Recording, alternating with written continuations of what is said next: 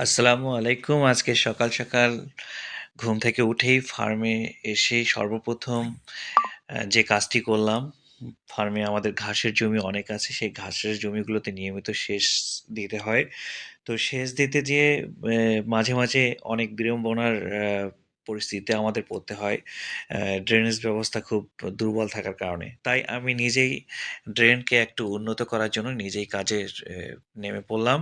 ড্রেনটাকে একটু আ মডিফাইড করলাম আরো ভালোভাবে যাতে আ পানিটা সঠিকভাবে আমাদের ঘাসের জমিতে দেওয়া যায়। তো দর্শক, এই কাজগুলো আমি অনেক সময় নিজেই করি। আর এই কাজগুলো করে আমি আনন্দ পাই। তো আসলে আপনারা যে কাজ করবেন সে কাজে যদি আনন্দ না থাকে তাহলে সেই কাজটি আসলেই কখনোই কাঙ্ক্ষিত কোনো কিছু নিয়ে আসতে পারে না। তাই আমি এই কাজগুলো করি।